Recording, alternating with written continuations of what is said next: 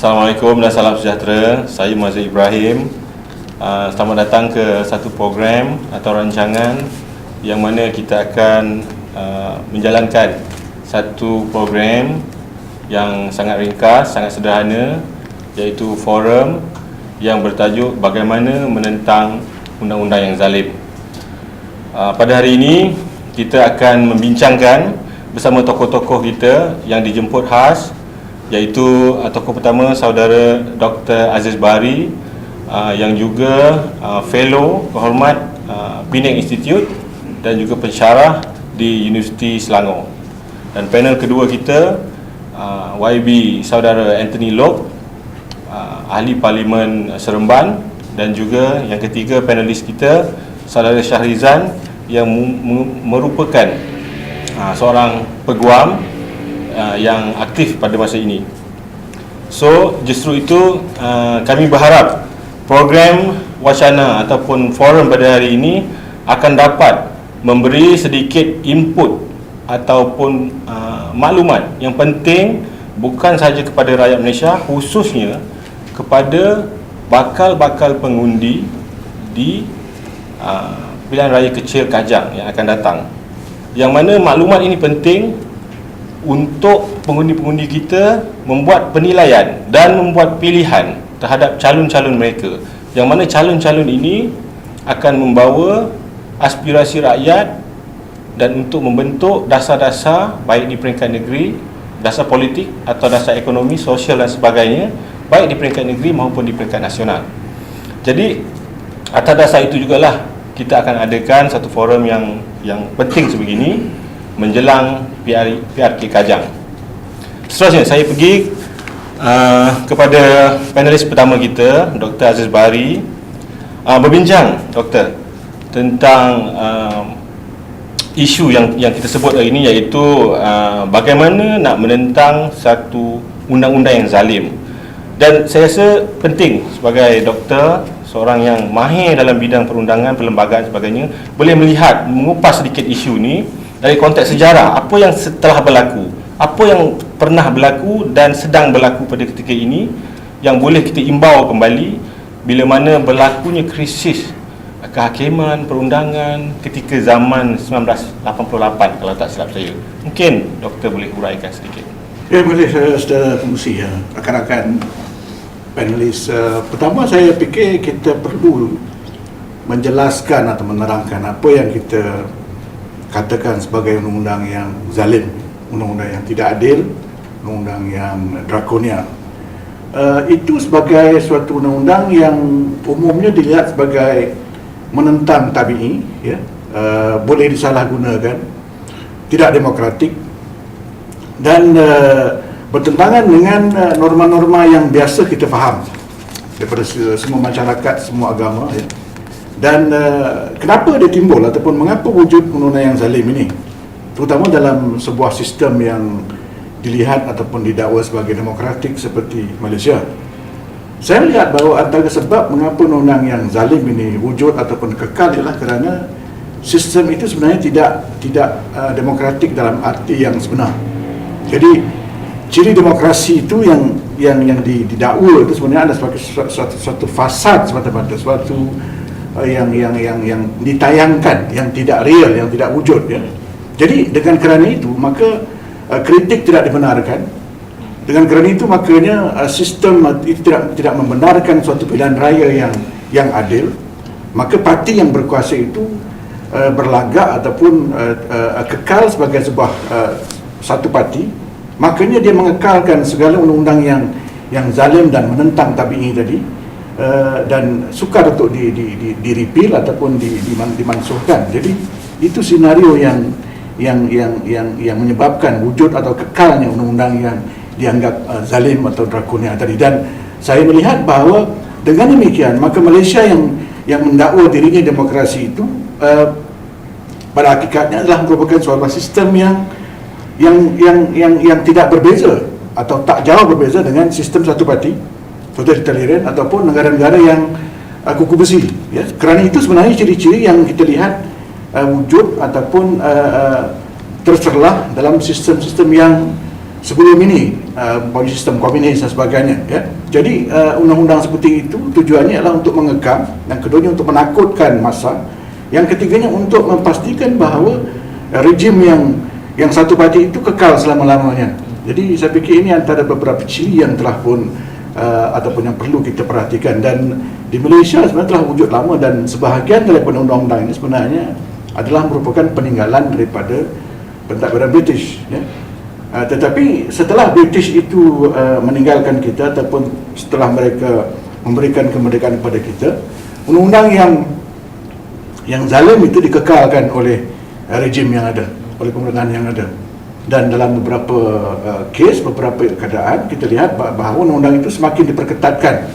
Jadi setengah undang-undang itu mungkin lebih zalim, mungkin lebih menekan, ya, mungkin lebih drastik daripada undang-undang yang pada waktu dijalankan oleh British dahulu, ya. Dan kita juga harus ingat bahawa kita adalah merupakan, Malaysia adalah merupakan negara yang masih mengekalkan undang-undang ini dalam dunia. Jadi kita merupakan negara yang unik dari segi itu, yang agak pelik oleh kerana mendakwa diri demokrasi tetapi masih lagi dengan sistem pilihan raya yang tidak adil, undang-undang yang menekan. Dan kita melihat juga dalam masa yang sama perlembagaan itu digunakan untuk mengesahkan kezaliman. Jadi ini pun satu perkara yang pelik juga, ya. Bagaimana perlembagaan yang seharusnya bersifat demokratik dan memberi ruang kepada rakyat, memperkasa rakyat, menjadi sebaliknya. Dan mahkamah yang sepatutnya mengimbangi dua cabang yang lain, iaitu badan perundangan dan eksekutif, seolah-olah menjadi pemain ketiga yang sama saja dengan yang dua tadi. Jadi kita lihatkan di sini struktur ataupun pemisahan kuasa yang wujud itu sudah menjadi sesuatu yang kosmetik semata-mata, ya, tidak lagi berfungsi ataupun beroperasi dalam suasana ataupun dalam kerangka yang ideal, ya, yang sepatutnya berlaku dalam sebuah sistem yang fungsional, yang berfungsi. Nah, ini satu perkara yang saya fikir cukup menarik, dan saya fikir kalau nak melawan itu harus ditukarlah. Sebab saya fikir yang jadi masalah sini bukan soal sistem itu, ya. Sebab sistem yang sama di negara yang lain, di UK prototipenya, di India, di Australia juga, ya, mereka semua menggunakan sistem yang sama, ya, tetapi tidak berlaku kejanggalan-kejanggalan, kezaliman-kezaliman yang kita lihat di Malaysia, ya. Jadi dengan kata lain, seolah-olahnya dia seperti satu keadaan senario di mana keretanya sama, tetapi di Malaysia banyak aksiden, ya. Sedangkan keretanya sama, jalannya sama, tapi mungkin pemandunya mabuk. Okey, Doktor, terima kasih. Satu pandangan yang saya rasa sangat menarik. Saya ada beberapa nak ulas dan nak tanya lagi, tapi sebelum tu saya nak pergi kepada Saudara Syahrizan dulu. Okey, berkaitan dengan seperti yang Doktor sebutkan tadi, okey. Kita lihat, kalau saya rasa bagi orang umum lah, okey, masyarakat biasa melihat, mendengar isu berkaitan dengan undang-undang ni sangat teknikal, kan, susah nak faham apa yang boleh, apa yang tak boleh, kan. Sampaikan, tetapi pada masa yang sama, yang dikatakan susah orang nak faham tentang masalah ataupun perkara teknikal berkaitan dengan undang-undang ni, tetapi pada masa yang sama kita lihat rakyat tu ada persepsi tentang sesuatu kes itu dijalankan, dibicarakan, dan hasil kepada perbicaraan tu, keputusan hakim dan sebagainya. Jadi bagaimana sebagai pengamal undang-undang di Malaysia pada ketika ini kita melihat persepsi rakyat tu? Contohnya adalah kes Datuk Seri Anwar Ibrahim, okey. Begitu juga dengan kes saudara Kapal Singh baru-baru ni, hari ini juga. Persepsi rakyat tu seolah-olah tak dapat menerima keputusan tu. Jadi bagaimana rakyat pada masa sama tak tahu isu teknikal, tetapi dia ada persepsi dia. Bagaimana saudara Syahrizan lihat benda ni? Betul, saya rasa persepsi itu memang ada, dan sebenarnya kalau kita nak bincang tentang persepsi rakyat terhadap badan kehakiman contohnya, memang dah lama persepsi ni lah persepsi yang negatif.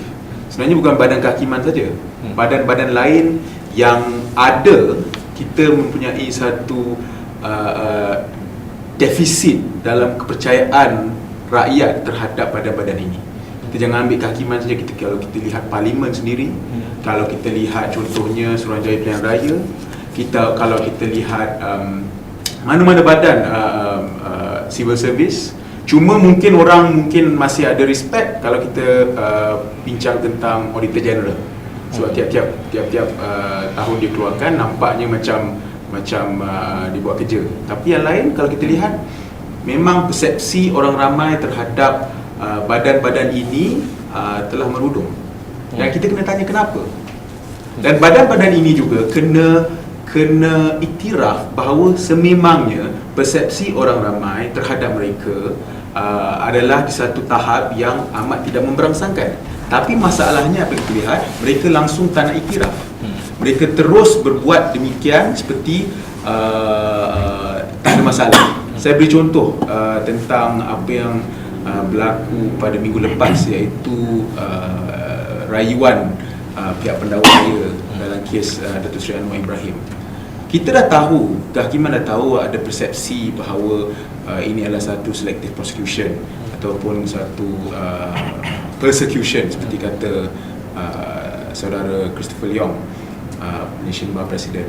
Jadi bila kita sudah ada persepsi seperti itu, kenapa ditambah lagi persepsi negatif tu dengan dengan membuat rayuan itu dipercepatkan dengan tidak menunggu untuk mendapatkan semua maklumat-maklumat yang penting untuk membuat mitigation, iaitu rayuan dari segi hukuman contohnya, dan bersidang sehinggakan ke pukul 7. Padahal kita tahu memang pernah berlaku, tetapi amat jarang.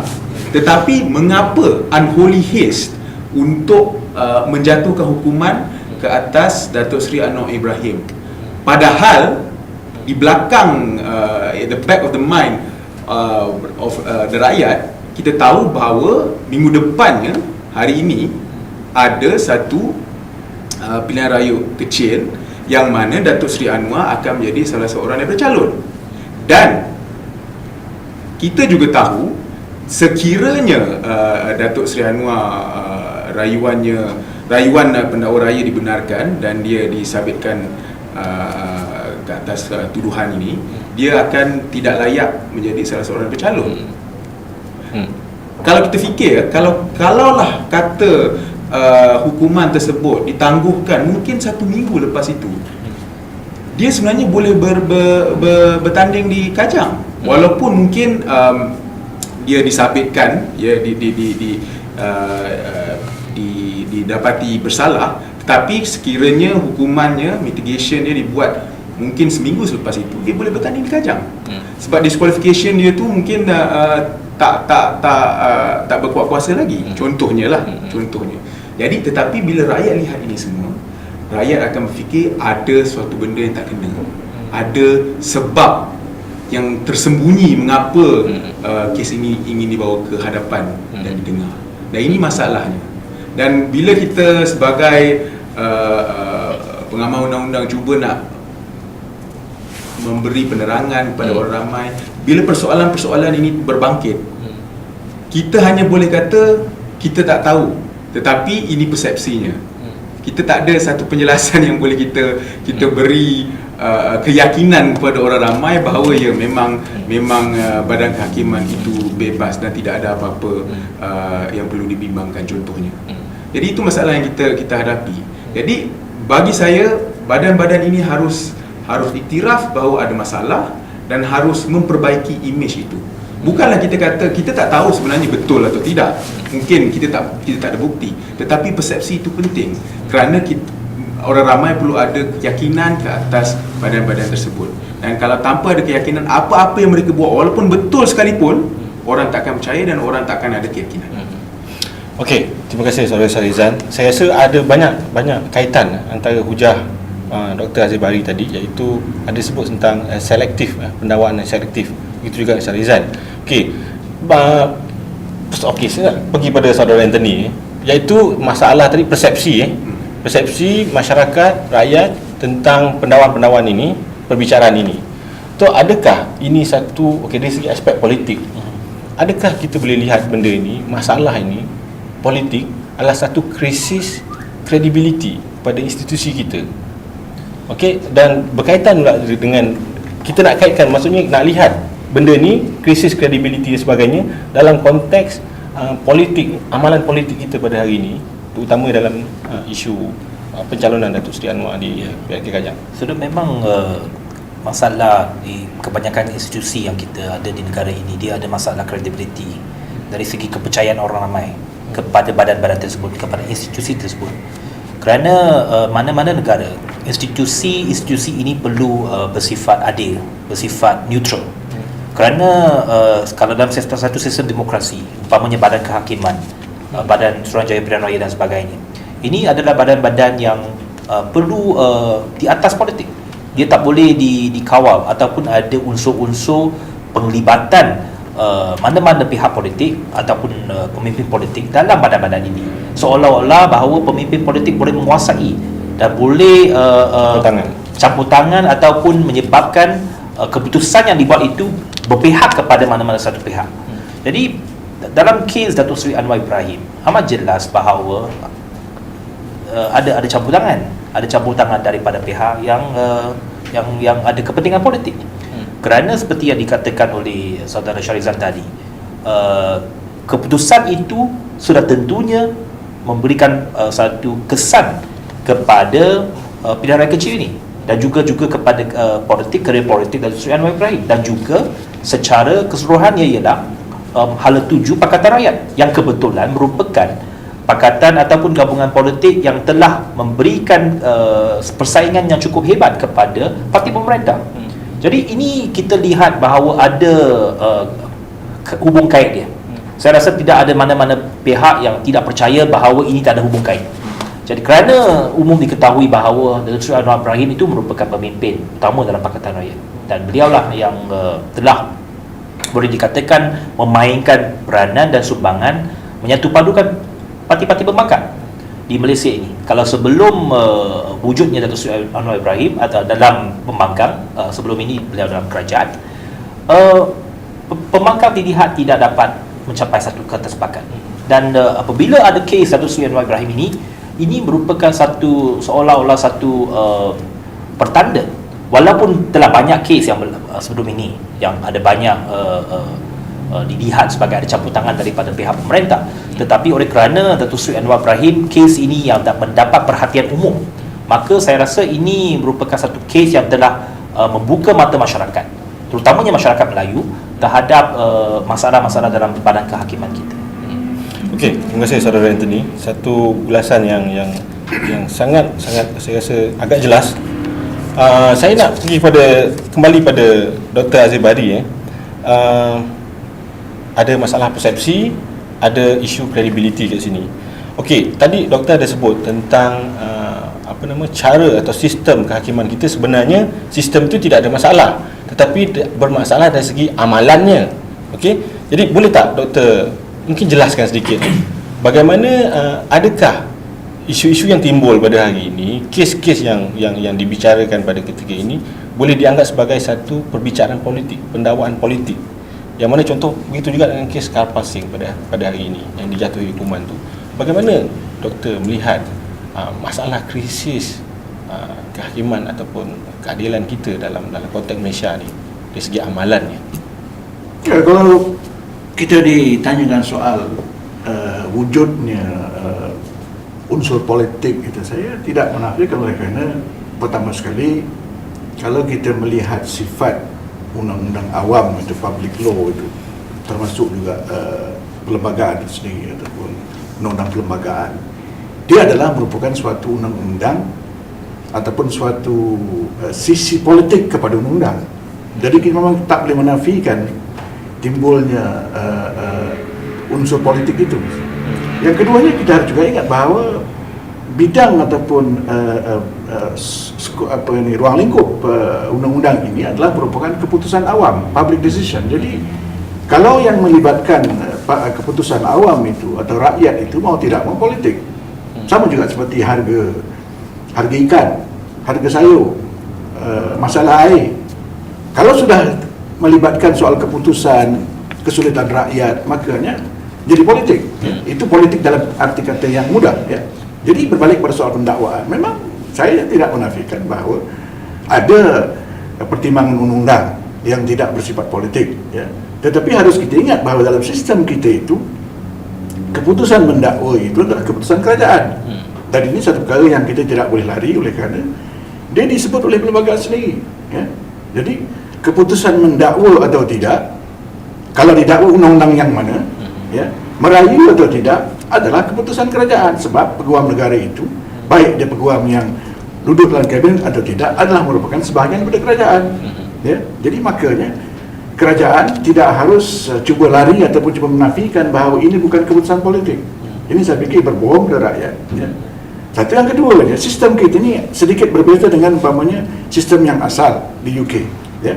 Di UK walaupun pendakwaan itu diawasi ataupun dipantau oleh peguam negara yang merupakan anggota kabinet, tetapi keseluruhan rutin itu dijalankan oleh DPP, Director of Public Prosecution. Jadi ada elemen professionalism di situ, ya, elemen impartiality di situ. Ya.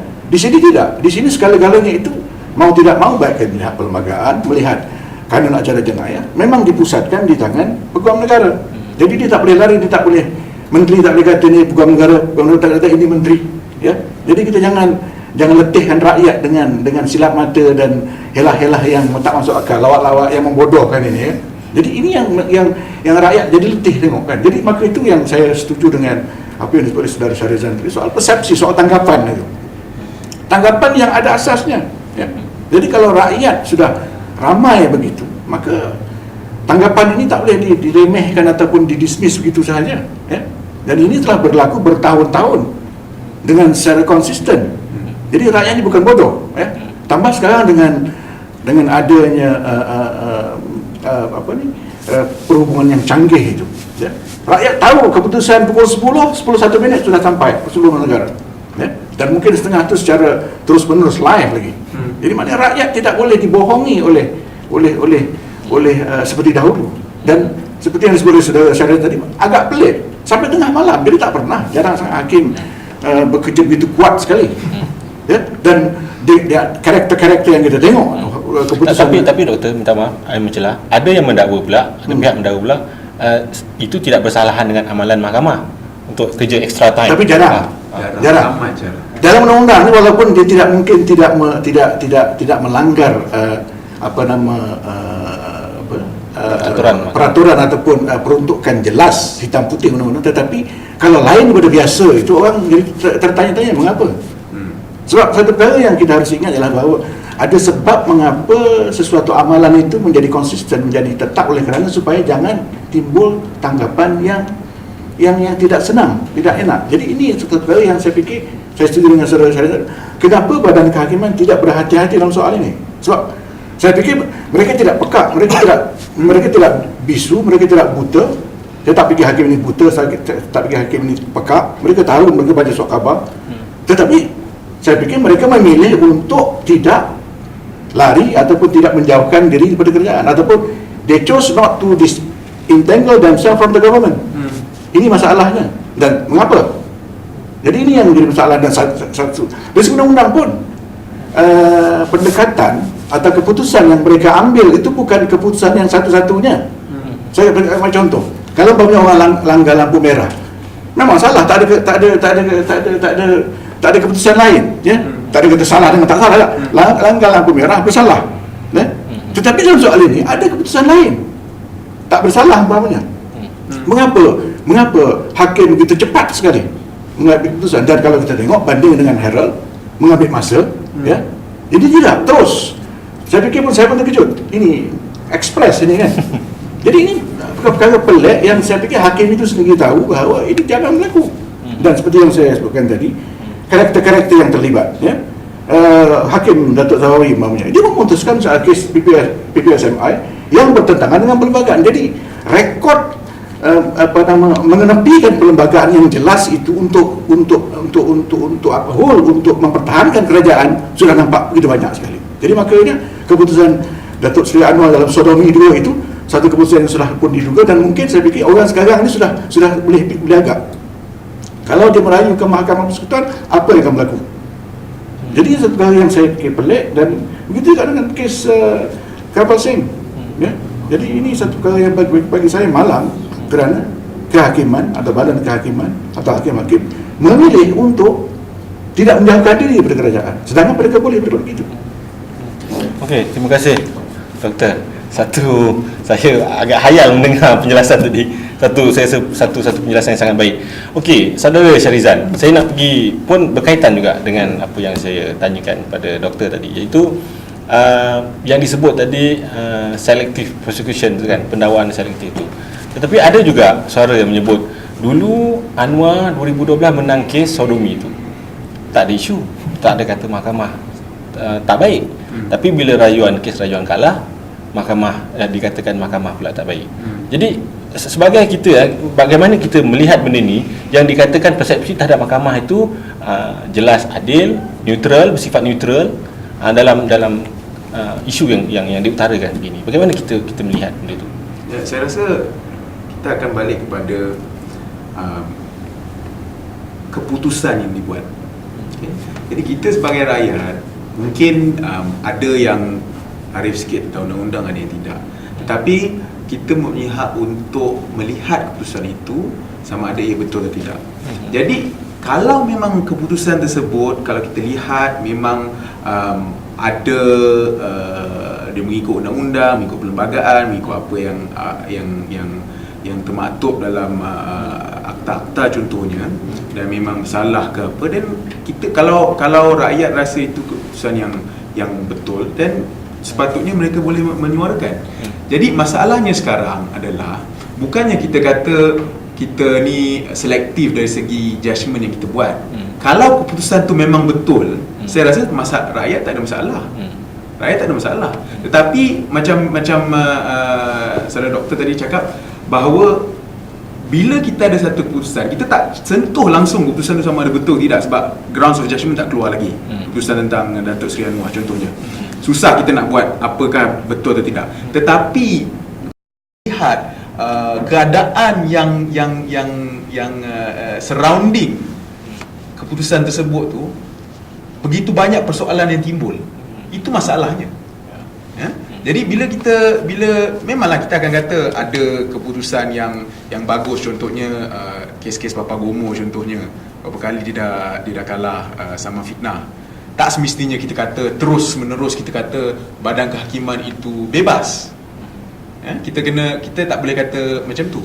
Tetapi bila kita lihat secara daripada awal sampai ke sekarang, berapa banyak keputusan badan kehakiman yang mungkin tidak mengikut perlembagaan, yang mungkin selektif, yang mungkin tidak betul, kita kata memang ada masalah. Macam orang pepatah English kata one swallow doesn't make a summer contohnya. Jadi one good decision tak semestinya kita dah kata badan kehakiman itulah bebas dan kompeten dan berbeza dengan apa yang berlaku zaman dahulu.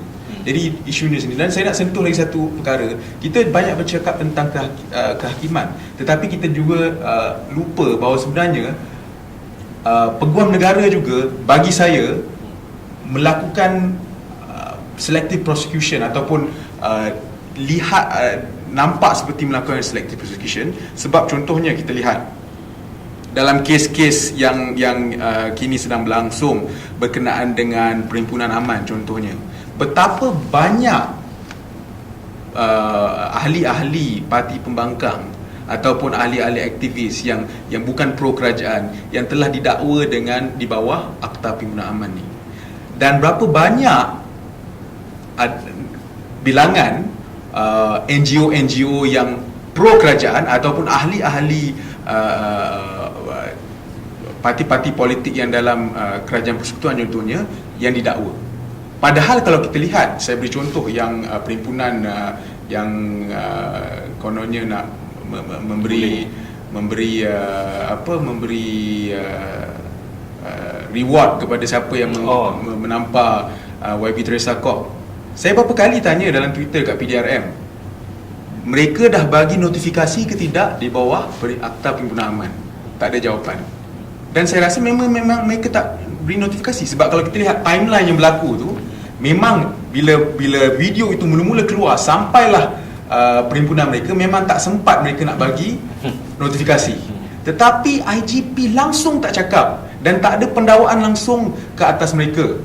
sebab tak beri notifikasi. Tapi kalau kita tengok berapa banyak ahli parti politik pembangkang yang telah didakwa. Bukanlah saya nak kata saya sokong akta tu, saya rasa akta tu ada banyak bahagian akta tu tak ikut perlembagaan. Tetapi dari segi implementasi itu sendiri kita lihat telah ada dua standard di situ. Jadi ini persoalan-persoalan persepsi-persepsi yang negatif sebab rakyat bukan macam dahulu, bukan kita rakyat dahulu hanya dapat satu sumber saja, iaitu daripada sumber media arus perdana. Sekarang ni macam-macam ada.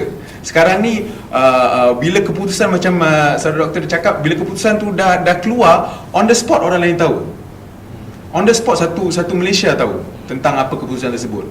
Dan bila apa-apa yang dikatakan oleh contohnya pendakwa raya dalam kes Datuk Seri Anwar, bila dia resist stay application, semua orang tahu. Bila dia kata tak nak gantung pelaksanaan, semua orang tahu they don't work in a silo anymore. Dan kerajaan harus faham ini, dan badan-badan perlembagaan seperti SPR dan kehakiman pun harus faham ini, bahawa mereka bukan lagi berfungsi dalam satu era di mana hanya sumber maklumat tu hanya datang daripada satu sumber. Okey, terima kasih saudara Syahrizan. Saya nak pergi pada saudara Anthony. Ini soalan yang terakhir sebelum kita gulung, iaitu sebut tadi sekali lagi persepsi. Okey, politik juga is about persepsi, perception.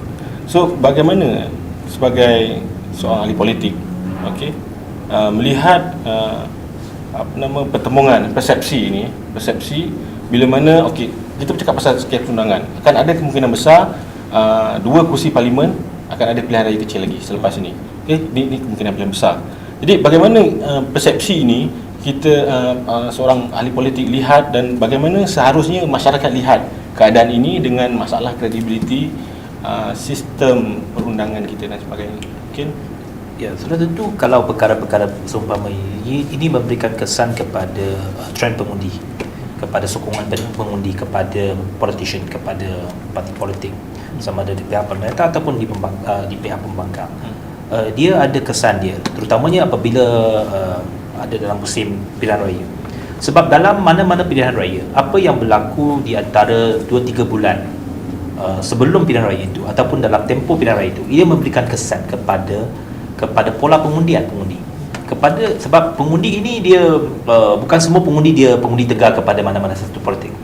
Dia ada sebahagian pengundi yang mood dia ataupun pola pengundian dia ataupun pilihan dia dipengaruhi oleh persekitaran semasa ataupun isu-isu semasa.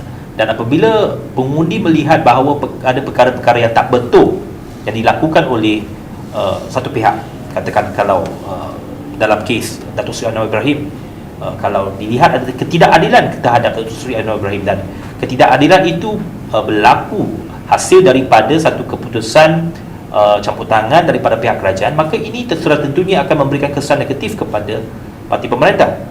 Jadi kebetulan dalam kes Datuk Seri Anwar Ibrahim ada kempen pilihan raya kecil Kajang. Sudah tentunya ini merupakan salah satu isu yang akan diketengahkan. Jadi ini dari segi realiti politik, sudah tentu kita sebagai parti yang bertanding ataupun parti yang menentang kepada parti pemerintah, sudah tentu kita akan menghebarkan isu ini dan mengutarakan isu ini supaya ia dihakimi oleh rakyat. Itu yang saya katakan konsep mahkamah rakyat. Sebab mahkamah rakyat ini ialah bahawa rakyat itu akan membuat keputusan. Dan mana-mana satu negara demokrasi di seluruh dunia, kerajaan akan melihat pilihan raya kecil itu sebagai satu mini referendum, sama ada mereka setuju atau tidak dengan keputusan-keputusan kerajaan. Jadi bagi saya, pilihan raya kecil Kajang ini akan merupakan satu mini referendum terhadap keputusan kerajaan terhadap parti pemerintah yang pertama, dan juga kepada kepimpinan tertinggi negara. Kerana ia bukan sahaja satu pilihan raya kecil yang melibatkan isu tempatan, tetapi ia lebih besar daripada itu. Okey. Saya menarik tadi ada sebut tentang referendum, dan juga ada disebut tadi tentang masyarakat atau rakyat, termasuk pengundi sendiri, akan membuat keputusan berdasarkan faktor-faktor semasa juga. Okey, dari segi penjelasan tadi, saya nak tanya kepada doktor, adakah pada lewat masa kini hal-hal yang bersifat yang dianggap sebagai agak teknikal, sukar difahami, iaitu berkaitan dengan perundangan, dengan persepsi rakyat tadi ni, perubahan faktor semasa tu, adakah ini menunjukkan satu indikasi bahawa rakyat pada masa ini sudah terdedah, sudah mula memahami konsep-konsep kenegaraan, konsep-konsep perundangan yang sebelum ini mungkin kita anggap agak kompleks untuk difahami? Adakah itu membawa satu indikasi kepada... Ya, kita harus akur bahawa dalam senario sekarang ini, saya rasa kita harus melihat bahawa dengan adanya internet dan sebagainya itu, orang boleh memahami umpamanya apa yang dikatakan doktrin pengasingan kuasa, apa itu check and balance dan sebagainya. Tekan saja butang Wikipedia, walaupun mungkin tidak otoritatif, tetapi cukup untuk mereka faham, ya. Jadi seperti yang disebut oleh YB Lok tadi, saya fikir ini suatu suasana baru, satu political, mungkin kita boleh katakan satu budaya political culture yang baru, bahawa rakyat sudah mula faham. Mereka tidak lagi bercakap soal longkang tersumbat, soal sampah tak diangkat, ya. Dan saya fikir jangan lupa, ya, mungkin kita terlalu melihat bahawa sekarang ini oleh kerana zaman teknologi maklumat dan sebagainya, tetapi jangan lupa, ya, kita pernah menyaksikan satu suasana berlaku pilihan raya kecil tahun 1988. Syahrir Samad letak jawatan di Johor Bahru dan UMNO kalah kerana krisis pedang kehakiman. Itu zaman tak ada internet, ya. Jadi jangan kita menganggap rakyat ni bodoh, ya. Maknanya hampir 30 tahun yang lalu pun rakyat sudah cerdik. Sekarang ni lebih lagi lah, ya. Cuma kadang-kadang yang menjadi lawaknya lah bahawa pihak UMNO seolah-olah melihat bahawa pilihan raya kecil ni soal isu tempatan sahaja. Apakah rakyat betul bodoh sekali, kan? Apakah isu tempatan itu tidak melibatkan isu nasional, ya? Soal pengutipan sampah, soal denggi dan sebagainya, itu ada kaitan dengan kerajaan, dan kerajaan negeri tak boleh lari daripada kerajaan pusat. Jadi maknanya mereka nak menyampaikan mesej bahawa isu nasional itu ada kesan kepada isu lokal. Maknanya referendum itu memang ada, ya? Cuma terima atau tidak. Jadi kalau kita cerdik, kalau kita ahli politik yang sensitif kepada masyarakat, yang percaya pada politik baru, maka kita akan terima. Tetapi bagi mereka yang memilih untuk memasukkan kepala ke dalam pasir, membenamkan kepala dalam bumi, saya fikir dia akan kalah, dan ini saya fikir satu perkara yang malang bagi mereka. Tetapi bagi rakyat, saya fikir mereka sudah nampak dan mereka tahu bagaimana nak memilih, ya. Dan pada saya, walaupun mungkin ini satu setback, satu sudut pada rakyat bagi contoh, kan, tetapi bagi mereka ini satu peluang. Dan saya nak sebutkan bahawa walaupun mungkin orang melihat kemunculan Pakatan Rakyat hanya sebagai suatu fenomena politik, tapi bagi saya dari segi perlembagaan, dengan tak semena-mena sekarang ini kita sudah ada suatu lanskap politik baru di mana dengan tiba-tiba perlembagaan itu menjadi sovereign. Artinya sudah tidak boleh dipindah seperti dulu.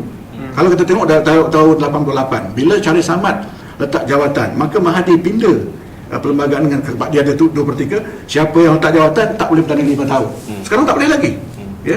Artinya sudah begitu kukuh perlembagaan. Jadi saya fikir ini satu kesan politik yang saya fikir memberikan memperkasakan ataupun memberikan perlembagaan itu suatu tenaga yang sebelum ini barangkali kita tak dapat lihat, ya. Terima kasih, doktor. Satu juga penjelasan yang berkaitan dengan referendum, kesedaran, yang mana kalau kita kaitkan dengan tajuk ini, iaitu bagaimana tu nak lawan undang-undang yang zalim ni, itu bermula dengan adanya kesedaran. Okey, saya nak pergi kepada ni kesimpulan penggulungan. Soalan berkaitan dengan yang berkaitan tadi, soal referendum, soal kesedaran.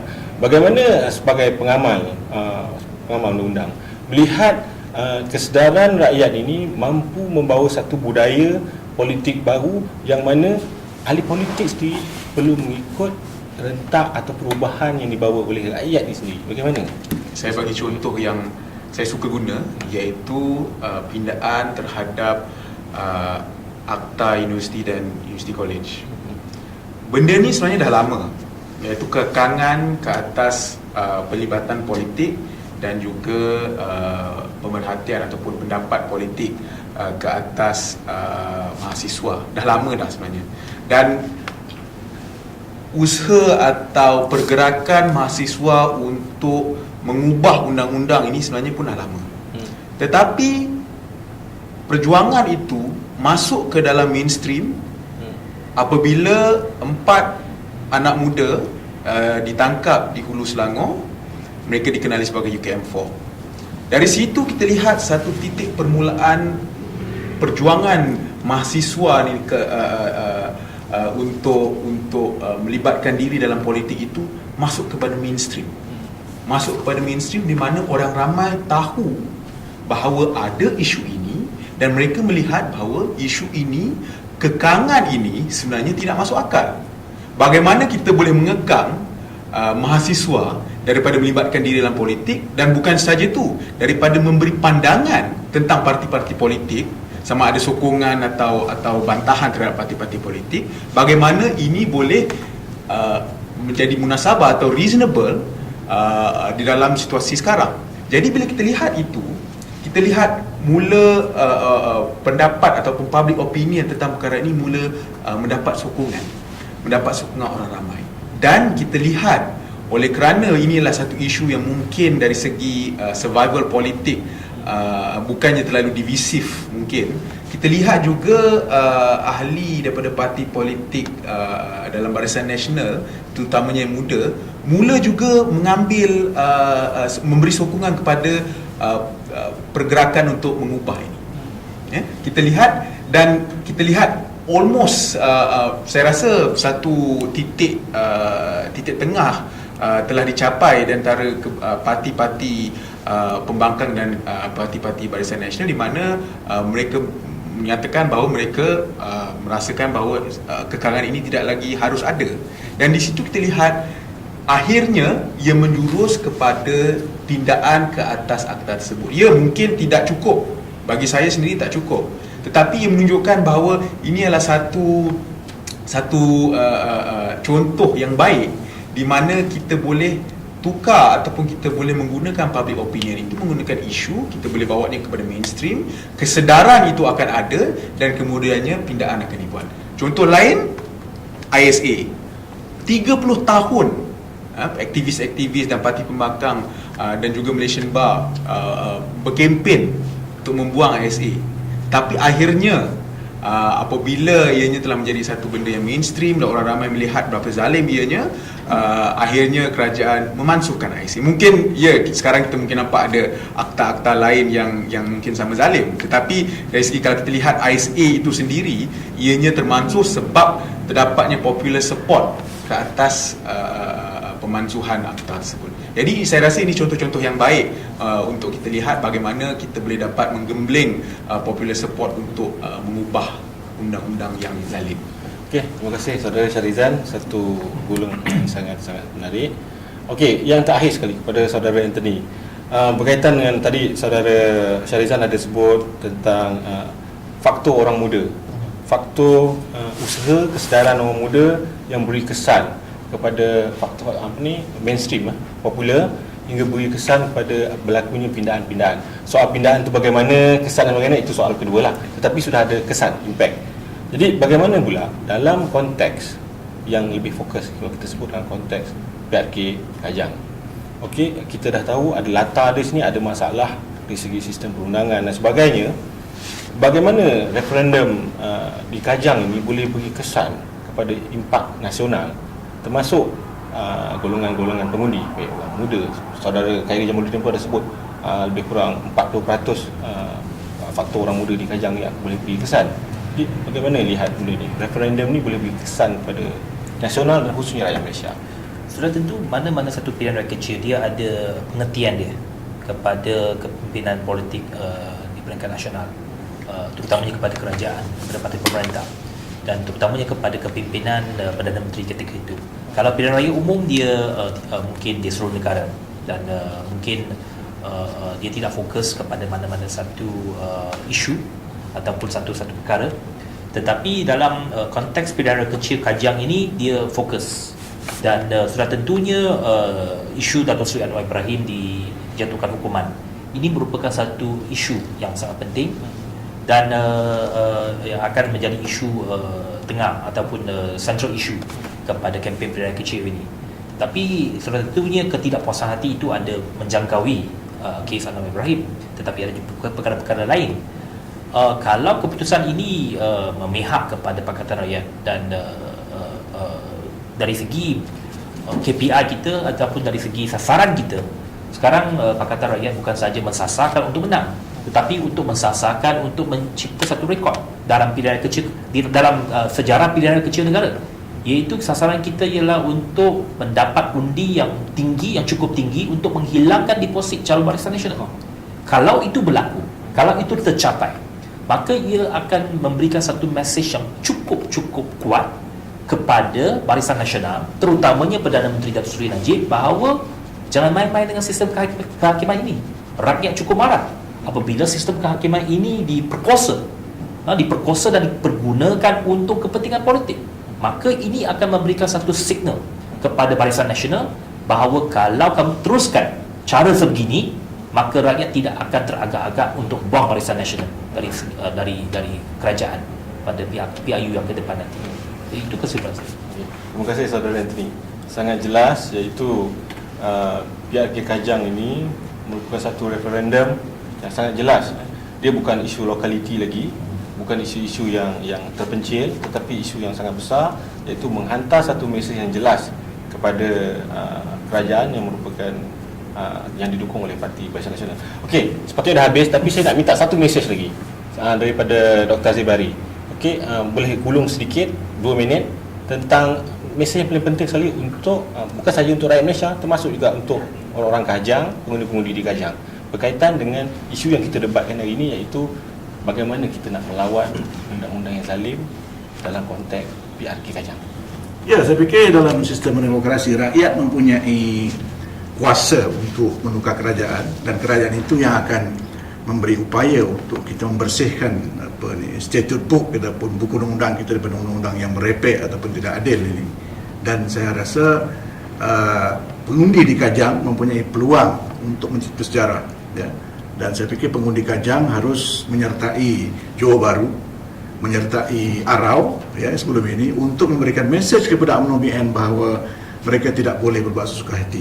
Dan saya rasa kerana mungkin Perkhidmatan PAO dan juga Gelugur mungkin juga akan mengalami ataupun melalui pilihan raya kecil seperti di Kajang. Jadi saya mohon ataupun saya menyeru pada rakan-rakan di Kajang supaya tidak melepaskan peluang untuk mencipta sejarah, dan kita harus memulakan langkah ke Putrajaya melalui ataupun dengan PRK di N25 Kajang ini. Okey, terima kasih saya ucapkan kepada semua panelis telah beri input yang sangat jelas, sangat berisi, yang mana saya percaya rakan-rakan bukan saja di Kajang, termasuk rakan-rakan di luar, di seluruh rakyat Malaysia akan dapat melihat Kajang, isu Kajang ini bukan sekadar isu-isu terpencil, isu remeh, isu individu, tapi dia isu rakyat Malaysia, yang mana dalam pilihan raya kali ini yang menjadi pertaruhannya ialah masa depan kita, masa depan institusi-institusi dalam negara kita, termasuk dasar-dasar yang telah dibuat oleh Kerajaan Barisan Nasional. Untuk itu saya ucapkan ribuan terima kasih kepada para penonton, kepada semua panelis kerana telah sudi hadir dan berkongsi pandangan mereka dalam tajuk pada kali ini. Diharap pada siri berikutnya kita akan bertemu lagi dengan topik-topik yang lebih menarik, yang lebih khusus menjelas dan membantu masyarakat di Malaysia dan Kajang untuk memperolehi maklumat yang jelas tentang isu-isu yang melibatkan pilihan raya ini.